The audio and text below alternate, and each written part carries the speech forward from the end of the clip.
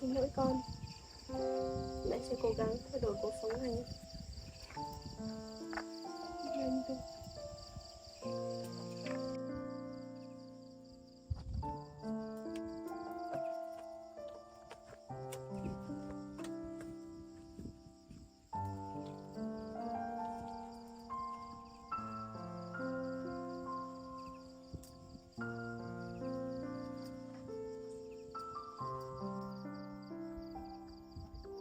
Anh thôi.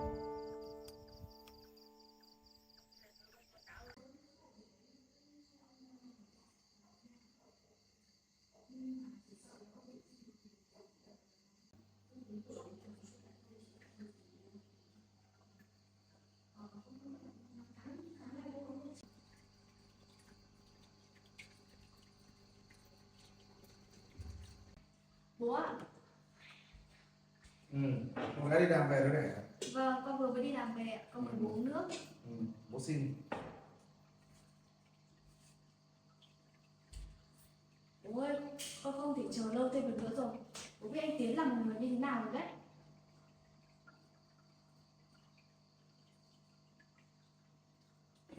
Con nói vậy có ý gì? Ngày trước con cũng thích nó đấy cơ mà. Con từng thích bố ạ. Còn bây giờ thì không. Con không thể chấp nhận anh ta vứt bỏ con như vậy. Rồi quay đi cùng với một cái cô gái mà chưa chồng sẽ còn chửa hoang nữa. Nếu bố muốn giữ danh tiếng cho gia đình thì con nghĩ là bố nên quyết định sớm đi ạ. Một vị công an xã mà sống chung cùng với một cô gái tuổi vị thành niên mang thai như thế, chuyện này mà vỡ nở ra thì không những anh ta mà uy tín của bố cũng bị kéo theo.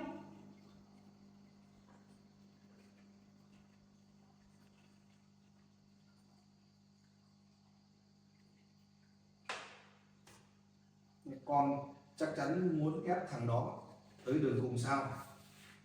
Bố ạ, con chỉ muốn lấy lại những cái gì thuộc về mình thôi. Con nghĩ nếu như không phải là anh ta ấy, thì sẽ không là ai khác.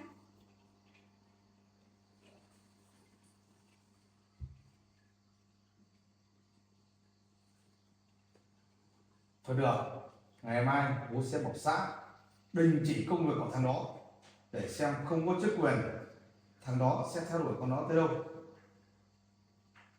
Dạ vâng, con cảm ơn bố ạ. Thôi, cũng đã khuya rồi con ạ, bố đi nghỉ trước đây. Con chúc bố ngủ ngon ạ. Bố đi ngủ đây, bố chúc con ngủ ngon nhé. Dạ vâng.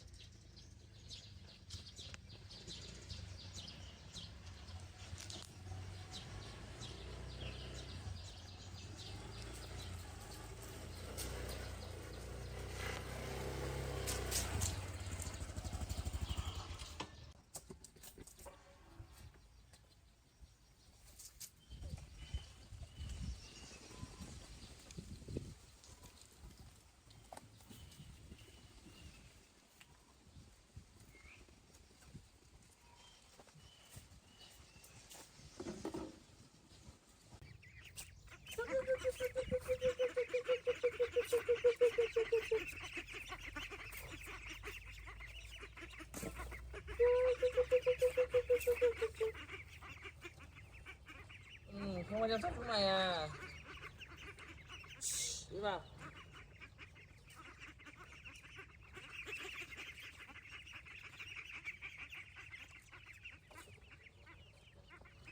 Đi vào đi.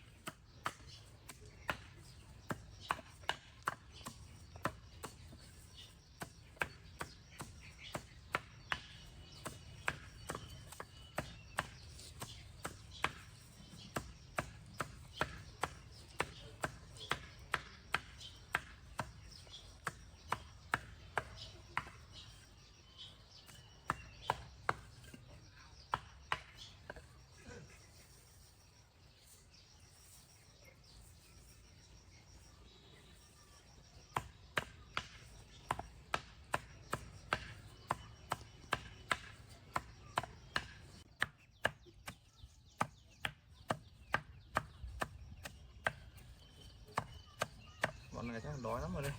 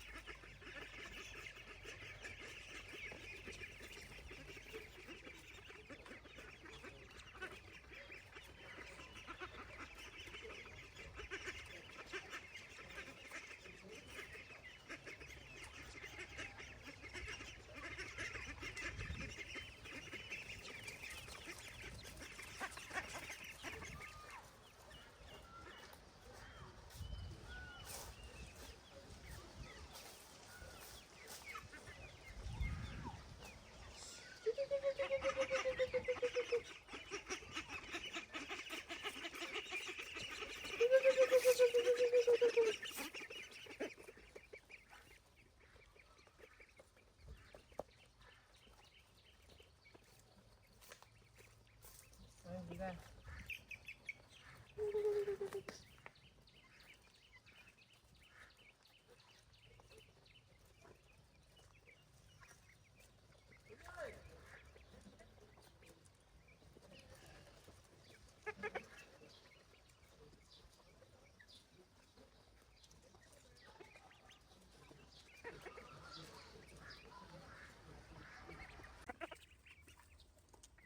Lớn phết rồi đây.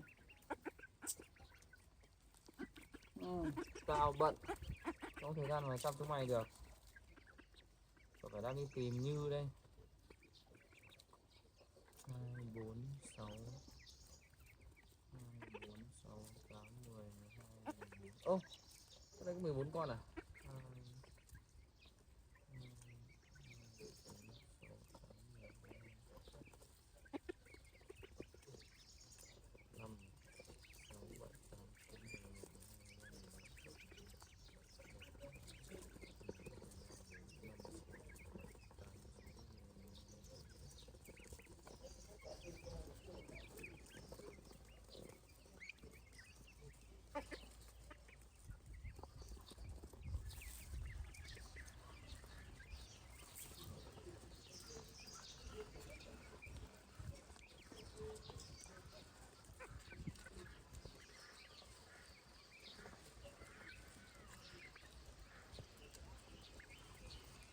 ăn đi nhá.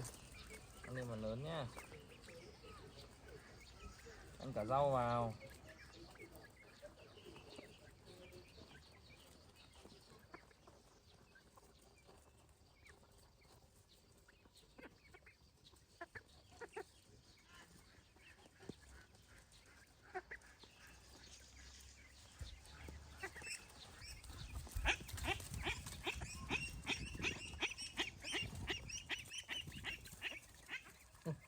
Sợ không ăn à?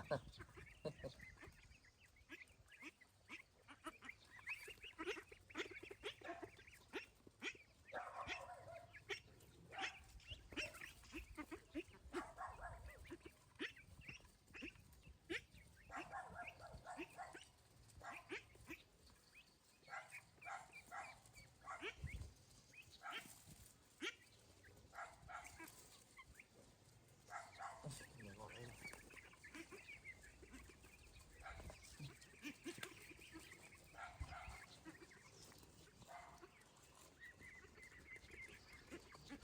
Ok.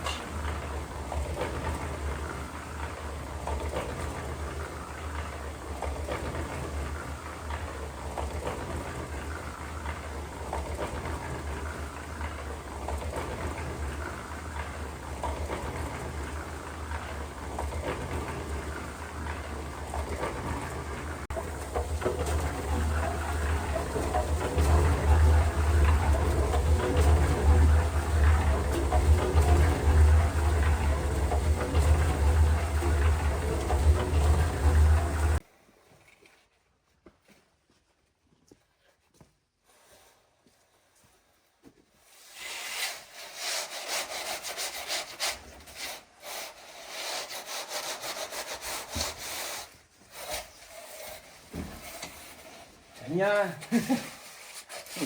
Vừa ăn hơi vào.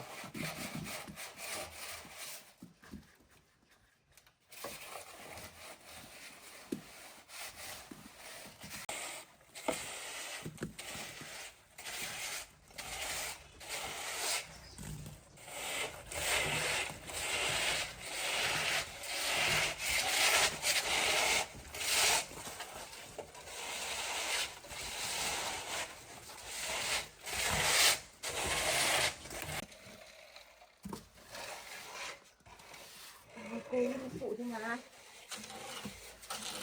bác ấy có việc.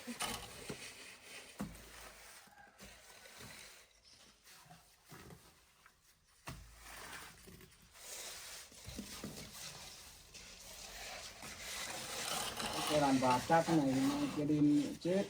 Cái tờ đây nhé. Nó bắt đi nước ngoài của tôi nước.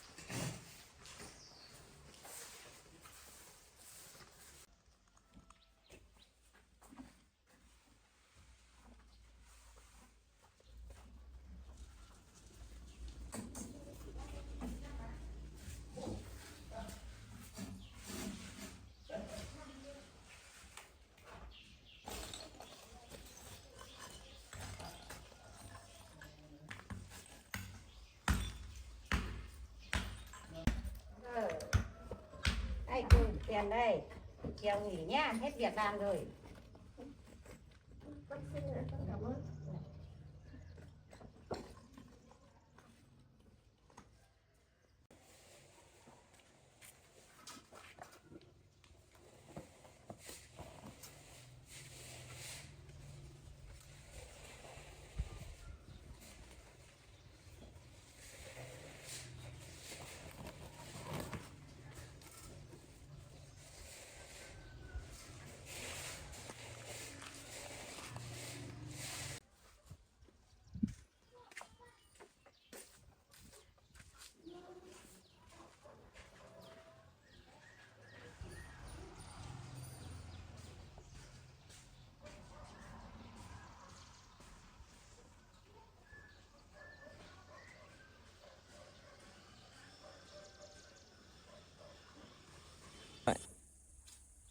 Có thua không? Đấy, còn đúng 2 điếu này. Mẹ nghèo đấy. Giờ làm đéo này có tiền rồi nhỉ? Biết nào được. Cứ bật lửa đấy.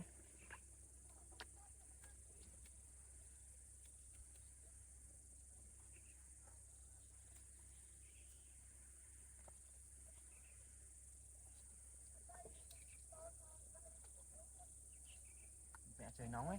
Này có cốc bia uống ngon nhỉ? Dạo anh nghèo quá. Thuốc không có mà hút. Ê, hay tao mày làm vụ nhỉ? Vụ gì? Cướp. Cướp của ai? Đéo có ai, đéo có tiền mà cướp. Khó nhỉ?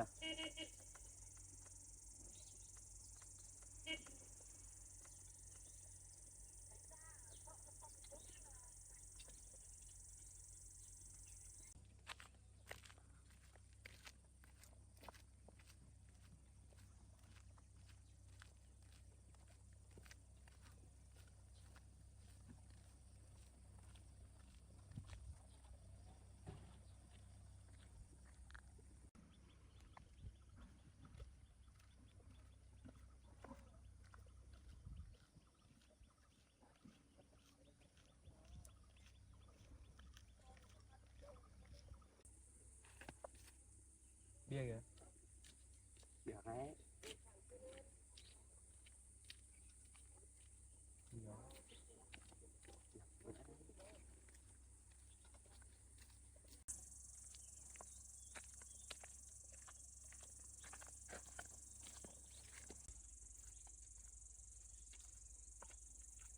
Tao thấy cũng nhiều ấy. Mày cứ đợi tí. Em nó đi đâu rồi anh em mình làm tiếp.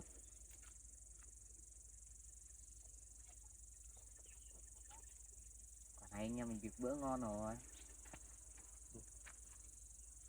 Đợi tí đã. Thôi đi.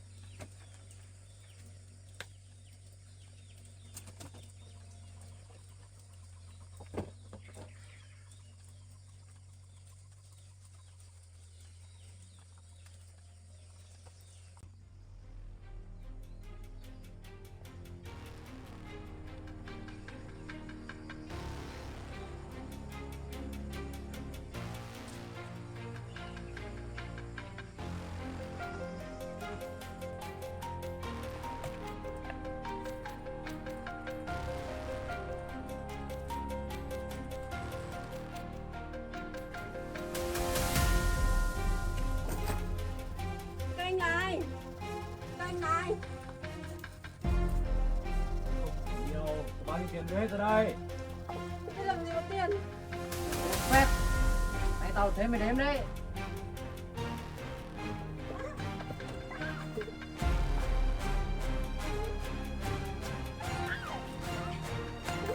Bỏ đi ra, bỏ đi ra.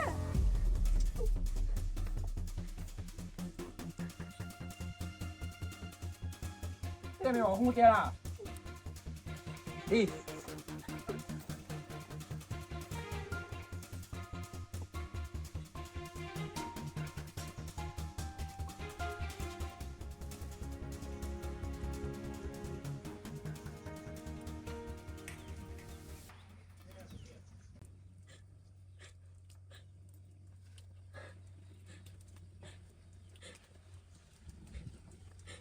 Bao nhiêu công sức của mình mất hết rồi.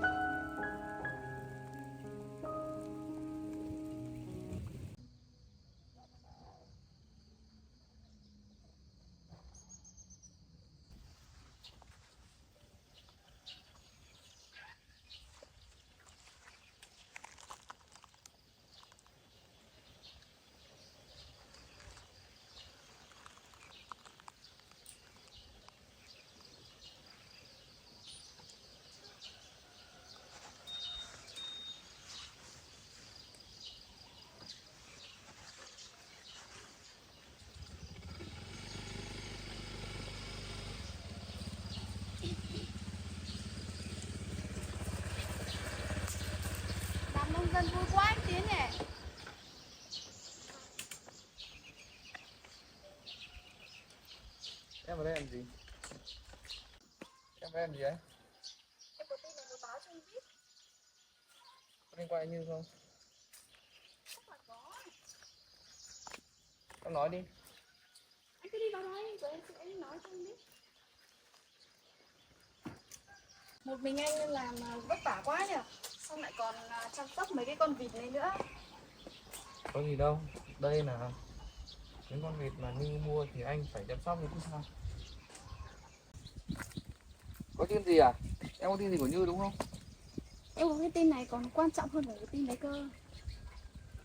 Có gì bây giờ quan trọng bằng việc tìm đến Như? Anh có biết đây là gì không?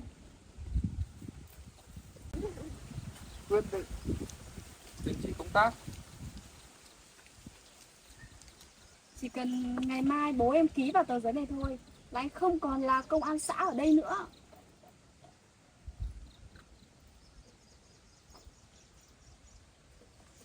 Anh có làm gì sai đâu.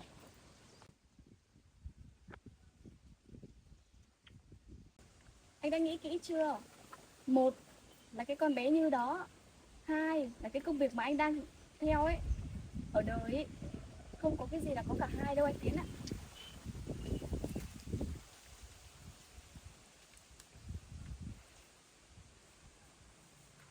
Em ép anh đến như vậy sao hả Trúc? Rõ ràng em biết đây là cái công việc mà anh Hằng mơ ước từ lúc anh còn bé đến bây giờ cơ mà. Đấy là do anh lựa chọn mà.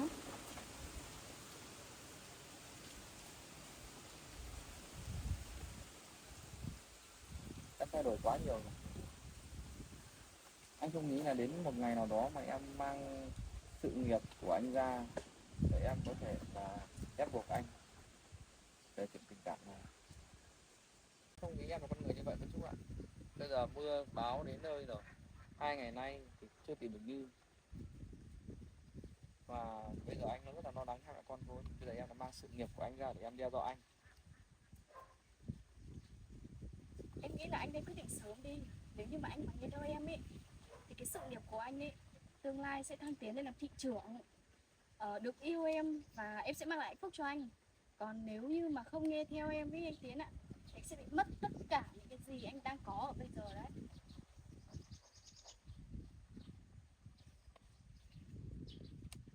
Em chỉ nói vậy thôi. Còn anh cứ suy nghĩ kỹ đi. Nếu như mà anh có quyết định gì thì anh cứ gọi điện cho em. Em đi về đây.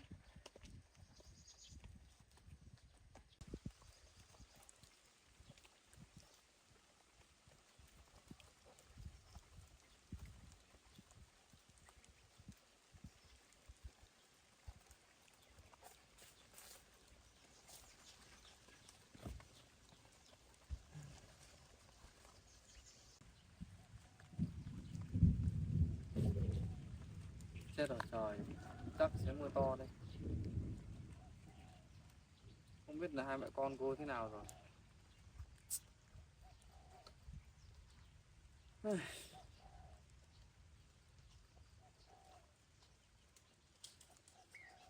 Bao nhiêu năm cống hiến truy bắt tội phạm, cuối cùng phải nhận lại một tờ giấy.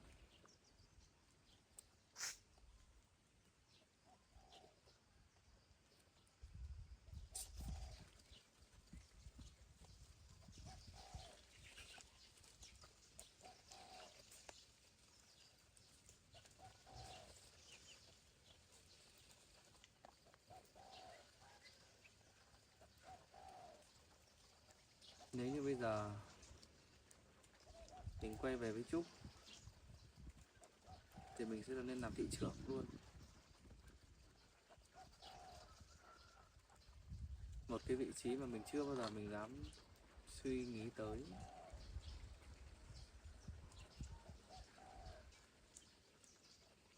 Còn nếu như không về với Trúc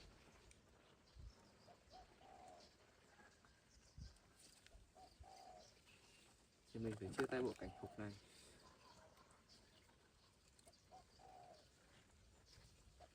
Đây là công việc mà mình hằng mơ ước. Thật sự thì mình không không nở.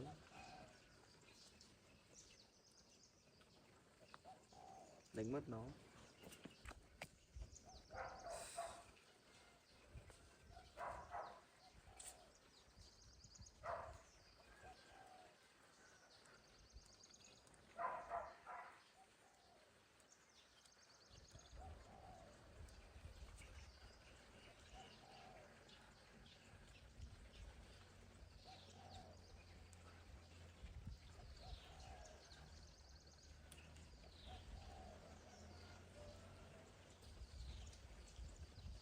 Thôi,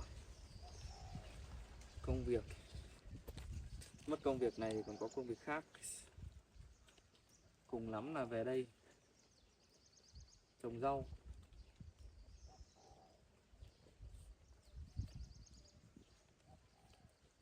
Chứ bây giờ mà mất Như thì thật sự thì mình không biết là sống thế nào.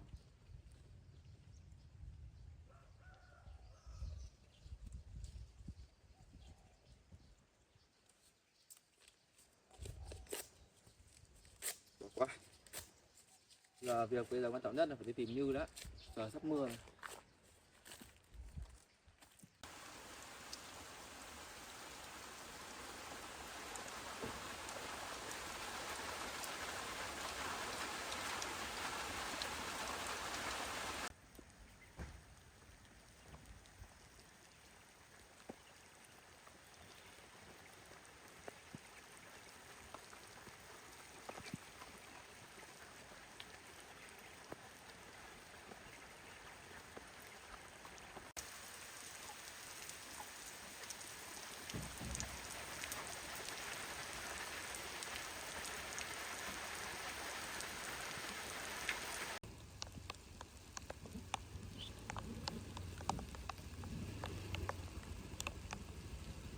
Như ơi!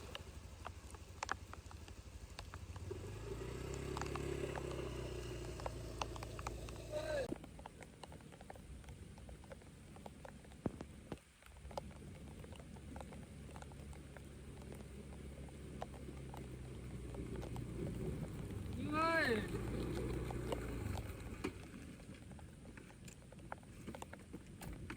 Như ơi!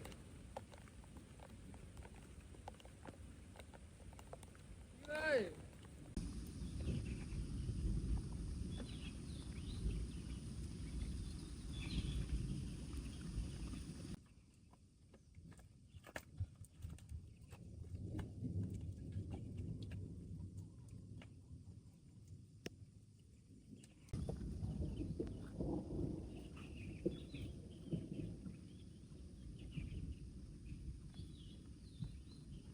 Như ơi! Như!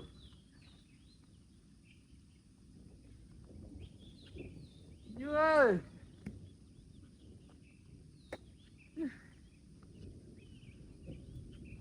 Ở đây đâu có đâu nhỉ? Như ơi! Sao anh Dêm anh lại bảo ở đây nhỉ?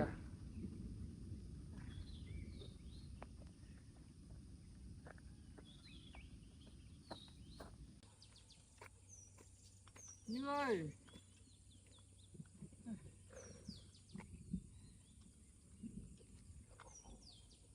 Không biết cô ấy đi đâu nhỉ? Rõ ràng là anh Dêm anh bảo ở trên này mà.